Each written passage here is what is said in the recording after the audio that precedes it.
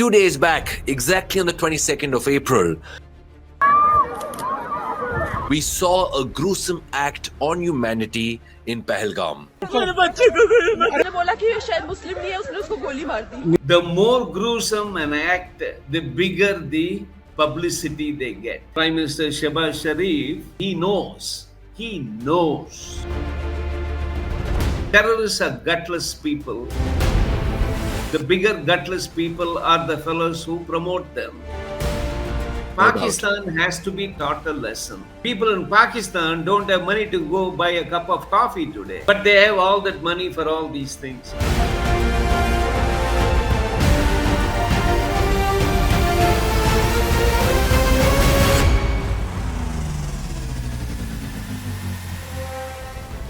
Today on the show, my friends, we talk about what the entire nation is speaking and aching to know. You know, once in a while, very, very rarely does an incident happen in our country that A, creates history and also bruises the entire country for a lifetime. But you know what it also does is unite the country like it has never been united. Few days back, exactly on the 22nd of April, which was a Tuesday at approximately 2:30 p.m., we saw a gruesome act on humanity in Pahalgam.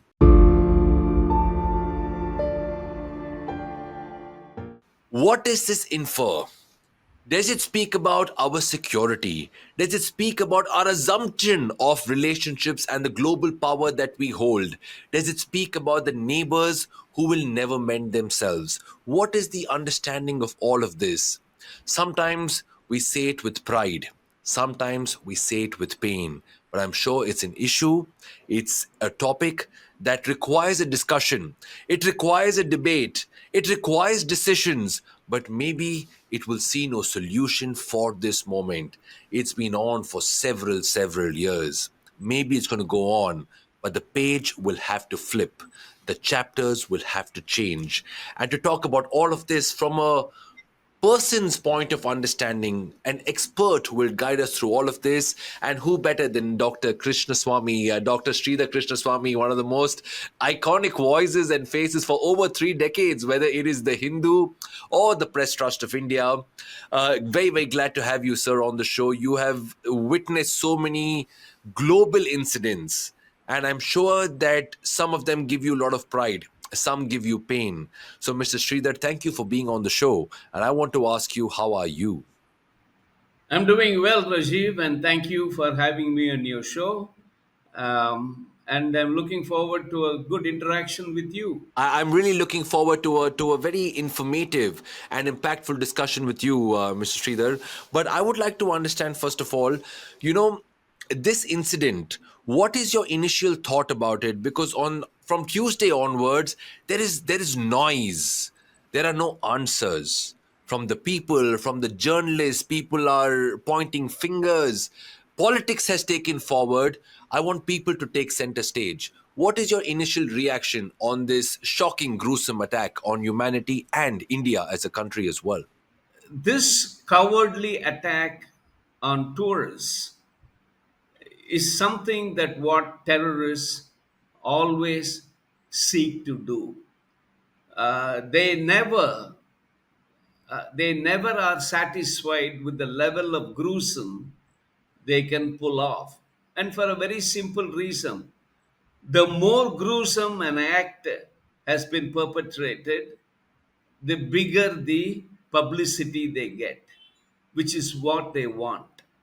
Okay, so in a way, when you say that it has not impacted enough, it has impacted enough, because that is what the other side wanted. When I say other side, I mean a bunch of thugs, a bunch of no good morons who specialize in the art of terrorism, and in this case, coming from very known sources, which I would say is nothing short of state sponsored terror. Now, if anybody is going to think that these 5, 6 guys just walked into this part of Kashmir and just sprayed bullets, you are simply living in a world of your own. This was highly calculated, well orchestrated, well managed, well supervised, and everything there is a fingerprint.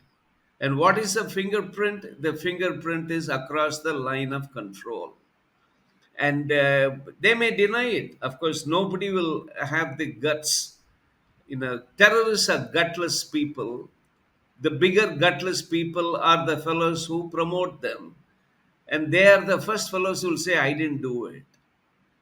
Because when is the last time you found a culprit, putting up his hand and saying, I did it? Very rarely. Even common criminal scenes, it takes the police a hell of a long time to see who that mastermind is or who the fellow pulled it off. So in this case, the kind of initial reaction is one of numbness. Here is a group of thugs that went about identifying people based on their religion and then put a hole between their eyes, or wherever they chose to spray the bullet. And in the process, 26 innocent souls, perished. 26. That's to the best of my counting knowledge. That's the best of what has come out. And our question is, the initial reaction of the government. Now, everybody wants the government to do something. Okay. The problem is, none of us know what the government should do. None of us. It's easy to say, do something. What do you want me to do? Do something. So it's very difficult situation for the Indian Prime Minister. Very difficult situation, and immediately, as you said at the beginning of your show, all kinds of finger pointing. He is responsible. She is responsible. They are responsible. No, it doesn't work like that. It doesn't work like that. I was in New York on 9/11. I happened to be in New York on 9/11. That day in which 3,000 people perished in just about one or two clips. Two aircrafts in the World Trade Center, one aircraft at the Pentagon, and one went down in Pennsylvania. 3,000 people, 3,000 plus, I would say. Do you mean to say that the Americans did not know, or they were shocked for no? No, the American intelligence agencies knew something was going to happen, but they never knew, or they could not come to an understanding of when it was going to happen and how it was going to take place, And where it was going to happen. where it was going to take place. They knew it was going to happen. Every intelligence agency knew something is going to happen. Are you saying that India's intelligence agency, that our defense, our strategy team was aware that there is going to be an attack somewhere, sometime? In the world of intelligence, Rajiv, there is a lot. You have to understand human intelligence, electronic intelligence, satellite intelligence, and we are constantly monitoring. So we are always, listen, I would never second guess the Indian intelligence apparatus. We are first rate. I know that. And in my days of journalism, I have interacted with a few of them. Now I don't, because I'm away from active journalism. And they know exactly what they're doing. They know. So they are not a single moment.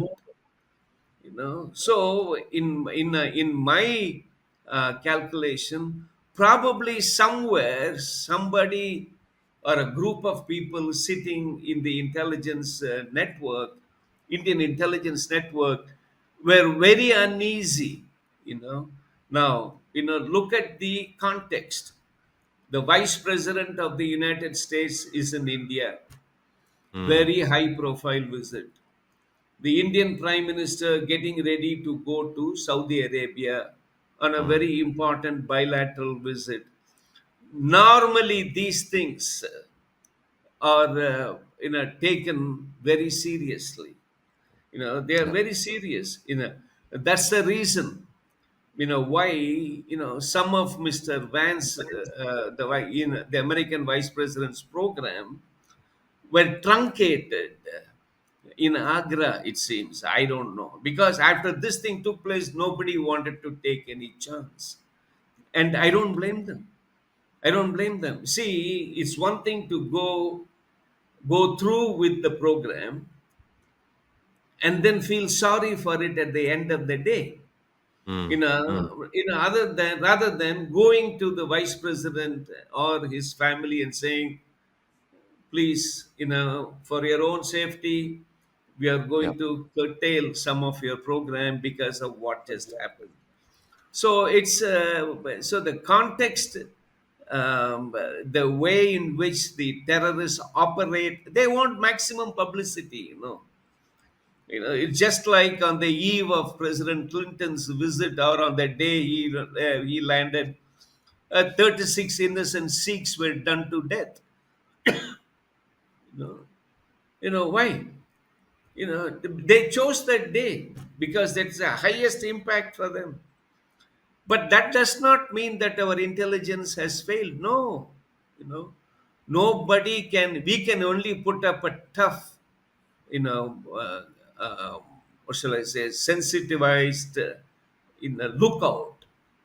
But we cannot be 100 in this world of terrorism. It is not 100% safe, foolproof, mechanism that you can always have. That was beautifully explained. I think you bring a lot of logic to what it is. There are few people who immediately say that was an intelligence failure. And I think, like you point out so nicely, we have been successful throughout. You cannot have 100%. And the fact that, this has happened, the country has reacted, we have responded, that itself shows that we are always, whether it's on the LOC or whether it's in Delhi, we are always on our guard, is what you have very fairly pointed out. But sir, would you can you put out in a common man's perspective what should be our reply? Some say a strategic reply, some say a surgical reply, and one believes that the Prime Minister of India will not take things looking down. He will look into the eye and he will give a befitting answer. The world is looking at India for more reasons than one, sir. With friends and allies like America and different countries around, India is a superpower, or is a flourishing superpower.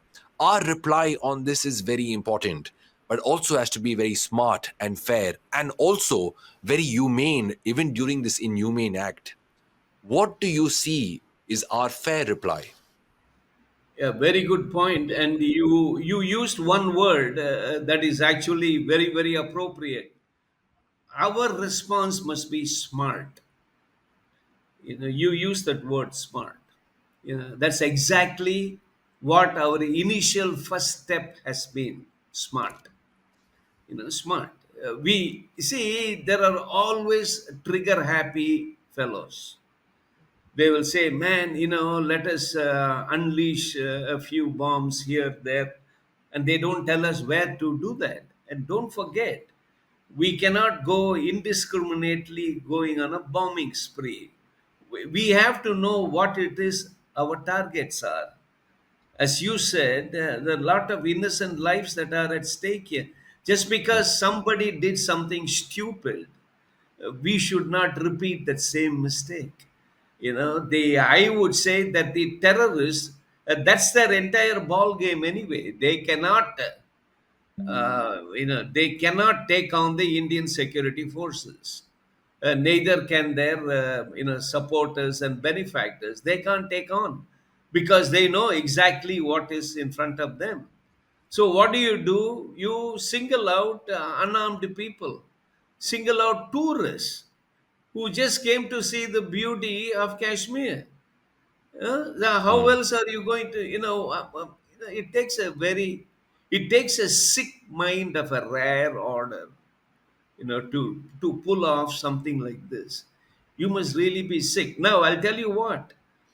The initial steps that the government of India did, paring down the embassy, asking Pakistani's embassy to be, stripped of, certain portfolios, we shutting down partially our embassy, asking them shutting down the border at Wagah and Atari, and then putting in suspension the Indus River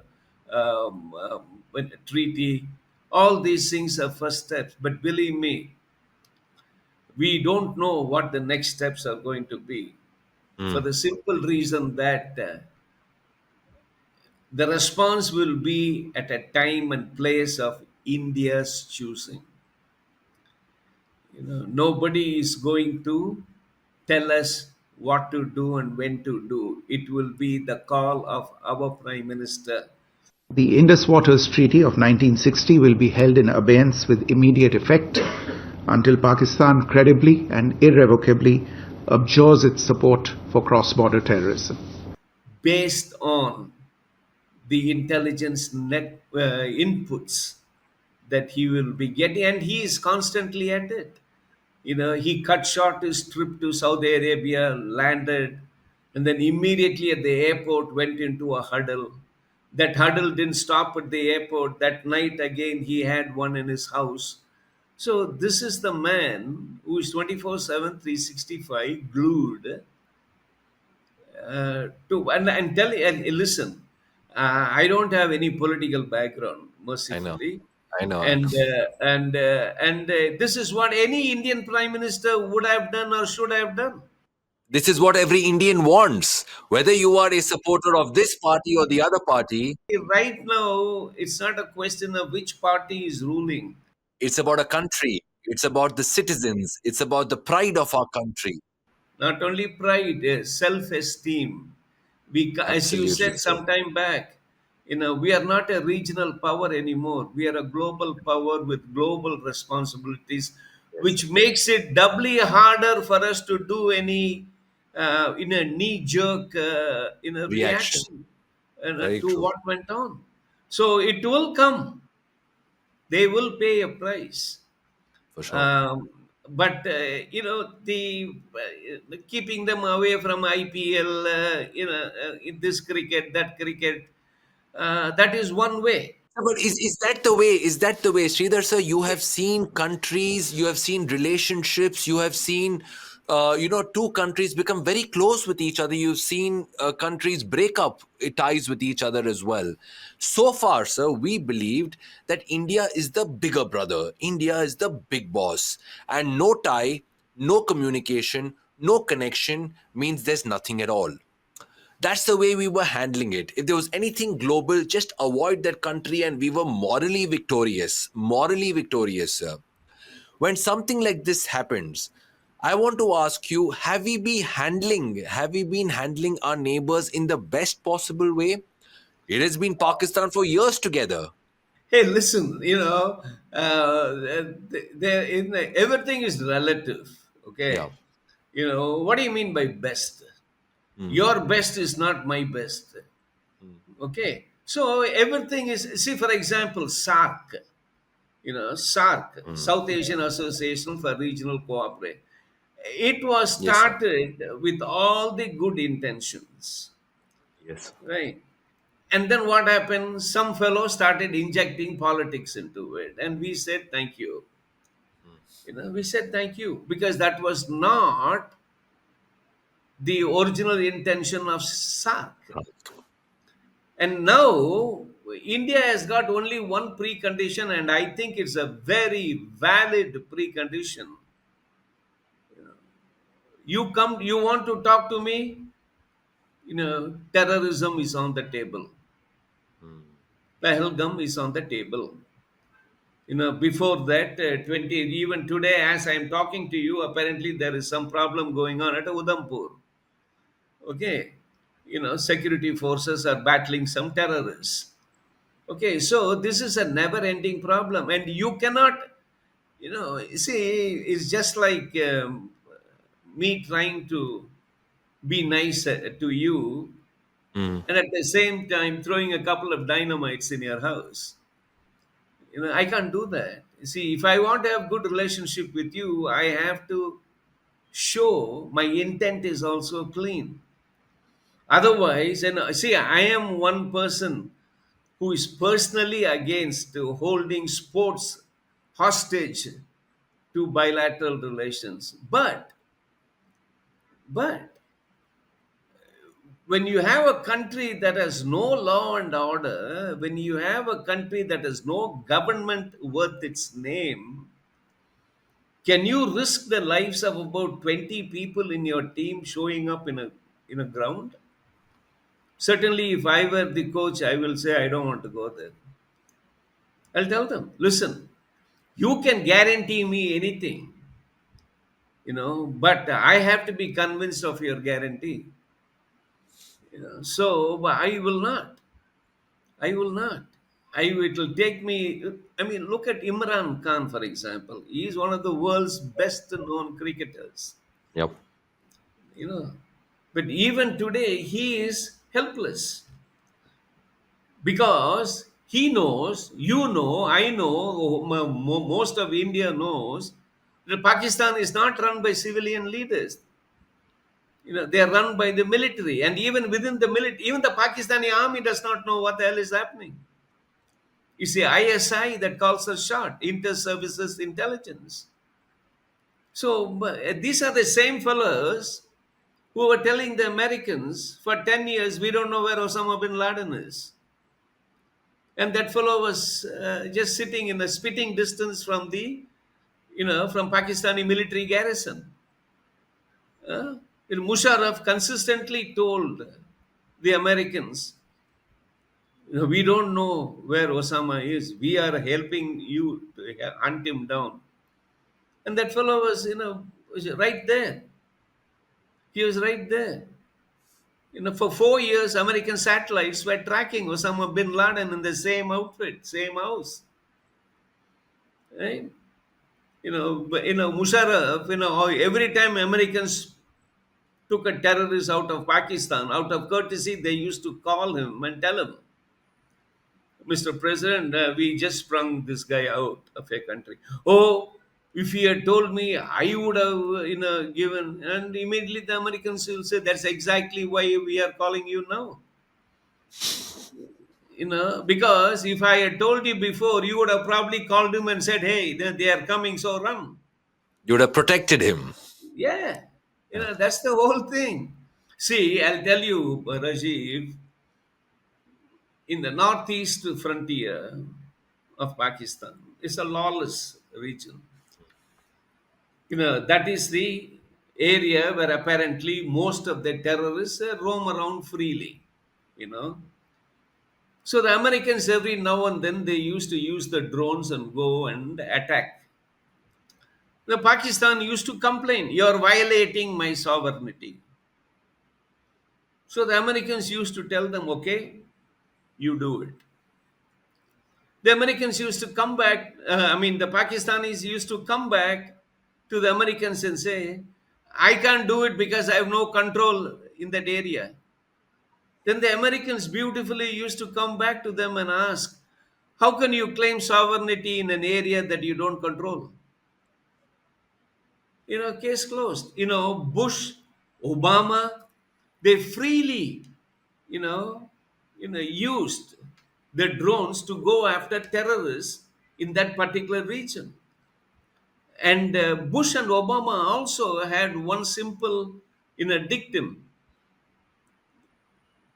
When we have actionable intelligence and you don't act, we will. That's it. That's a message for Pakistan from the world. Yeah, you see, that's the thing. See, yesterday, Mr. Trump, he was outraged at what went on at Pahalgam. Yeah. He was outraged. He said, I'm standing with India in this hour. Yeah. He's the same president on New Year's Day in 2018 put out a tweet saying that Pakistan is taking us for a ride. 2018 New Year's gift he gave Pakistan. You know, but those fellows always have a way of weeping back into the action. They go cry.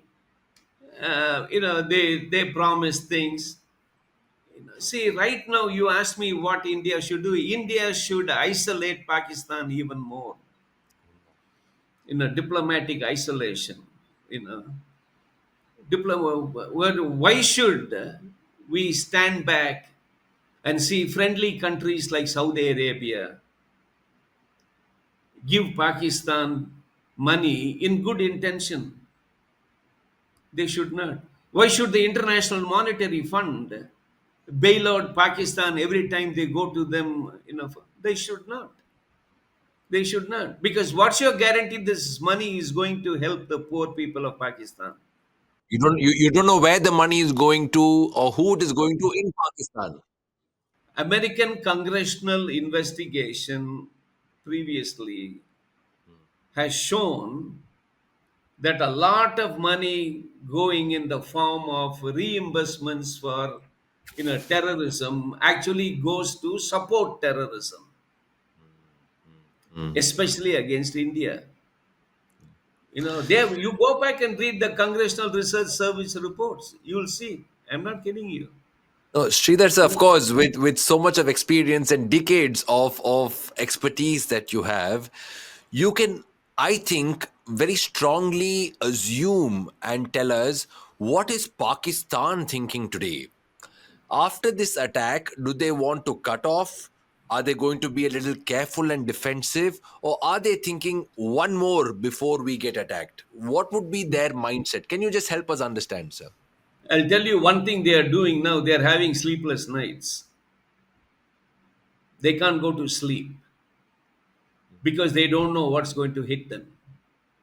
They don't know what is going to hit them. They don't know how it's going to hit them. They don't know where it's going to hit them. But they know one thing: something is going to happen. So, sleepless nights. Prime Minister Shehbaz Sharif will not have any, sleep because he knows he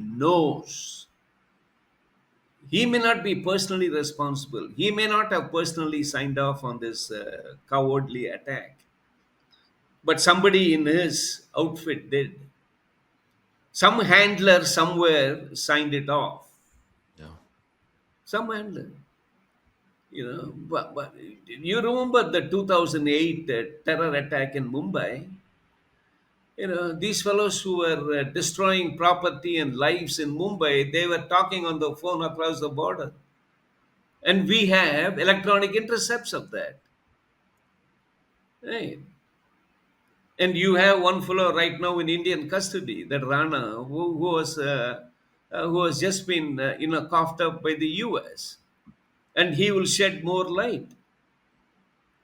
So Pakistan, and don't be under the naive impression that Pakistan, this is the last terrorist operation care of Pakistan. No, no, it has got a long way to go until they are completely down onto their knees. It will continue. It will continue because we have to understand one thing: the Pakistanis, at least the military, if they don't have the bogey of India, Mm. they can't survive politically. They have to keep the bogey of India alive for them to get money.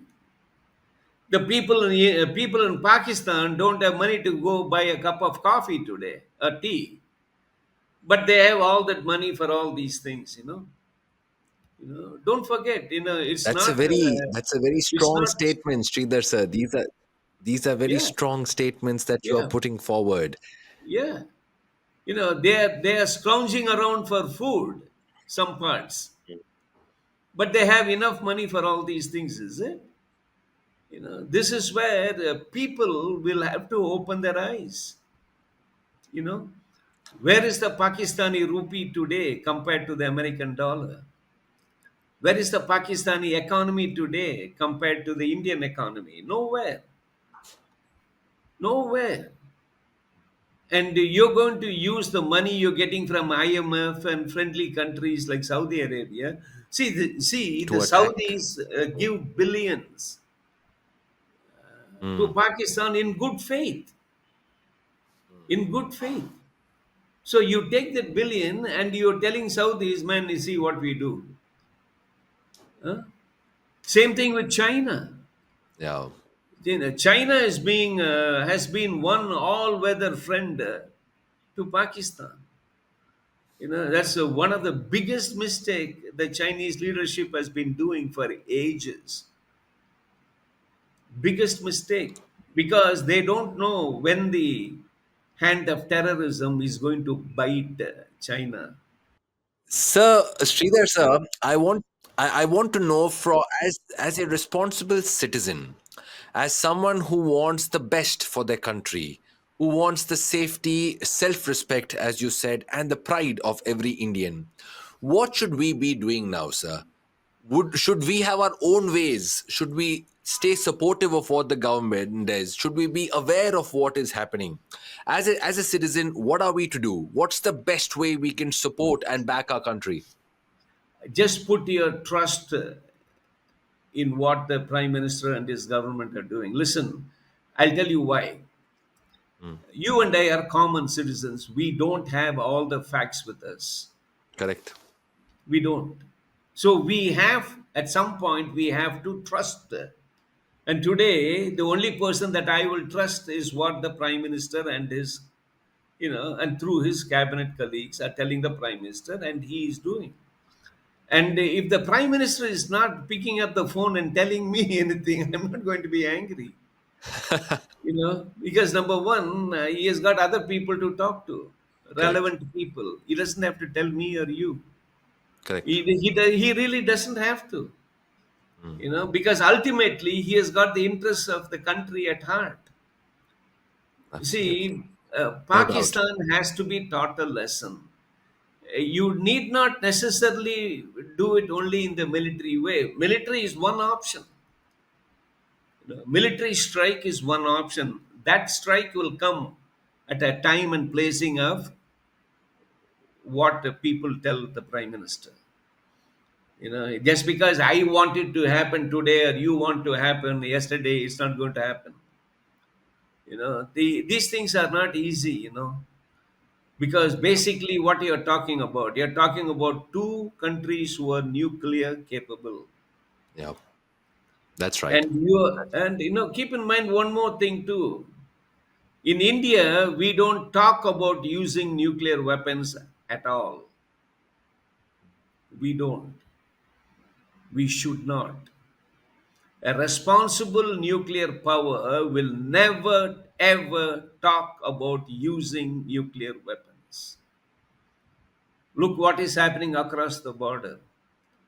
Free for all talk. Mm, They talk very loosely about using theatrical nuclear weapons, tactical nuclear weapons. Man, you shouldn't even talk. See, you should not even talk about using nuclear weapons, because everybody knows the impact of using nuclear weapons. Hiroshima, Nagasaki took away about 250,000 lives on August 6th and August 8th. Today, the lethality of nuclear weapons is such that in one clip you are looking at 2 to 3 million dead. 2 to 3 million dead. One clip. That is the lethality of our weapons. yeah. Yeah. And Sri- nuclear weapons is something that we shouldn't even talk about. I know. I know. Yeah. I know. You say it so nicely, Mr. Sridhar. I must tell you this that as we speak to you, one has a fit of disappointment, one has a fit of rage, one has a sense of anxiety.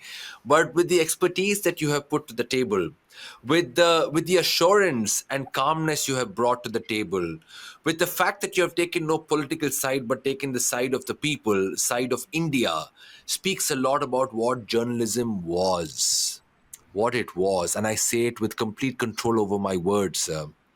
Journalism has seen and passed its best days. And I want to ask you one final question, Mr. Sridhar.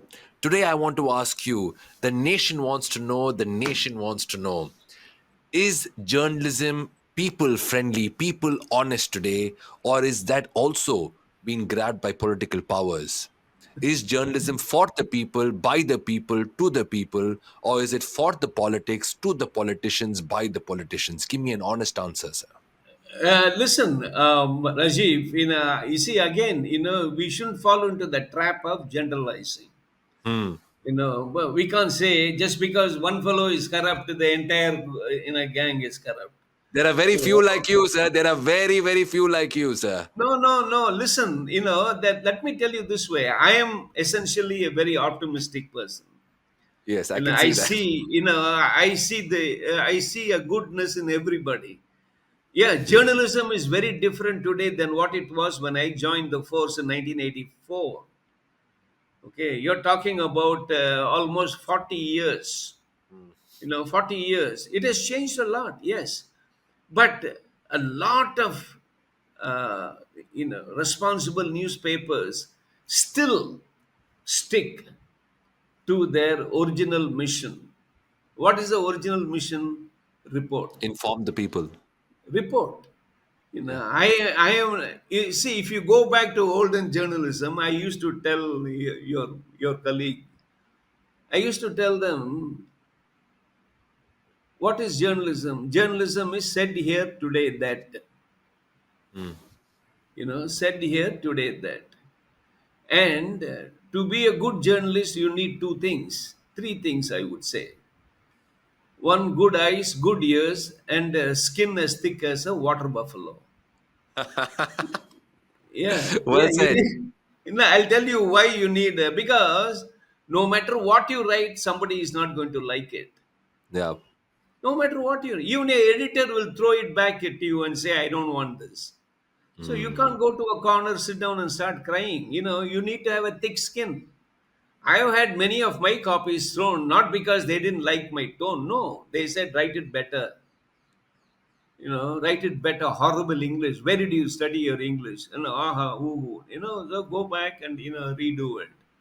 And these days, journalists, they need to have good eyes. You need to have eyes to see what is in front of you and also what is not in front of you. Well said, sir. Very well And said, you sir. need good ears. You need good ears to listen what's said and listen to what is not said. So if I'm going to listen to Mr. Modi today, more than what he is saying, I'll see what he is not saying. And that's where the message is. Mm. Many people don't understand that. You say whatever he says, just lap it up and say, give it out. No. And then you have the other brand of journalism today, which is very disgusting. A reporter giving his views of an event as if that's how the event happened. Opinionating rather than reporting. That's what some have become. Don't take the reader for an idiot, man. Mm. Don't. He knows what's happening. Yeah. He wants to know from you what is happening. Not what you feel, not who That's you right. side. We Not want to what know you the think, facts. He knows your mind is garbage. So don't feed your garbage to the rest of the world, to the rest of the Indians. Fantastic. You say exactly what is happened. Uh, Let the perfect. reader or let the viewer or let the listener figure Let out for them take a himself. call. Let them decide. Let the Yeah, power be with the that's the people. Don't thing. snatch it. That's the thing. That's what journalism. That's the journalism that I grew up with, and that's the journalism that I still write. That's the right journalism for the people, for the public, That's and for it. a country as well. Yeah, that's Sridhar how. sir, Sridhar sir, it has been so fantastic speaking with you. I My have an pleasure. explosive hour of discussions. I have a lot of insights from you, from the experiences, from the past experiences you've had, what you've witnessed, and also channeling where the future could be going. I must tell you a big thank you, Mr. Sridhar, and I can assure you that I would love to hear much more from you as things unfold, and as and when you get time, I would love your voice to be heard and your views to be imprinted via Chennai Live. It's been a pleasure, Thanks. Mr. Sridhar, to have a legend like you on Thank Chennai you. Live. It's been an honor, sir. Thank you. Thank you, Rajiv. As I told you at the beginning of the show, um, my secret love has always been radio journalism. And this Maybe secret love it's is not not, a secret anymore. Let maybe, the love maybe, flourish. Let the love bloom. I can't wait to have you on maybe Chennai it's Live. not too late. Maybe I can start a new career now. And anyway, thank We're you. ready. We are ready. We are ready. It was a pleasure, Thank you, Sridhar I sir. said. Thank you.